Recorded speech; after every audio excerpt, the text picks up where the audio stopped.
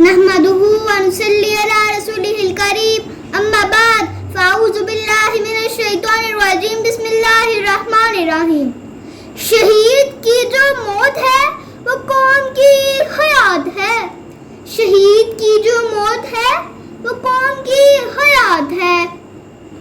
لہو جو ہے شہید کا وہ قوم کی زکوٰۃ ہے. محترم صدر محفل، معزز اساتذہ کرام اور میرے عزیز ساتھیوں، السلام علیکم. آج مجھے جس موضوع پر اظہار خیال کا موقع دیا گیا ہے اس کا عنوان ہے شہید کی جو موت ہے وہ قوم کی حیات ہے.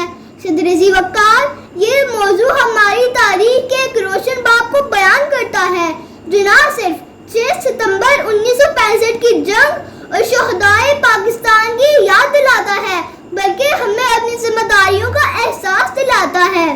6 ستمبر 1965 کی صبح بھارت نے پاکستان پر حملہ کیا.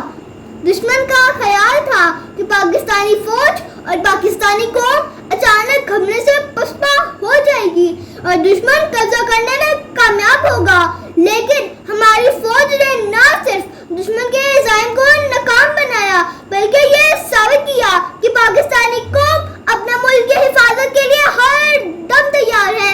یہ وہ دن تھا جب ہمارے جوانوں نے اپنی جانوں کا نذرانہ پیش کیا اور دشمن کو یوں للکارا، چلتا ہے خنجر تو چلے میری رگوں پر، چلتا ہے خنجر تو چلے میری رگوں پر. خودی بیچ کر میں کبھی جھک نہیں سکتا اور مٹنے کو تو یہ دنیا بھی مٹ سکتی ہے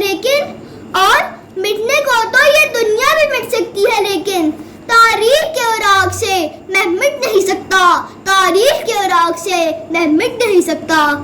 صدر علی وقار، لاہور کے محاذ پر میجر عزیز بھٹی جیسے بہادر سپوتوں نے اپنے ساتھیوں کے ہمراہ اپنی جانوں کے نذرانے پیش کیے اور اپنے ملک کی سرحدوں کی حفاظت کی. انہوں نے یہ ثابت کیا کہ شہید کی موت پوری قوم کو نئی زندگی عطا کرتی ہے. قومیں اپنے شہداء کی قربانیوں سے زندہ رہتی ہیں.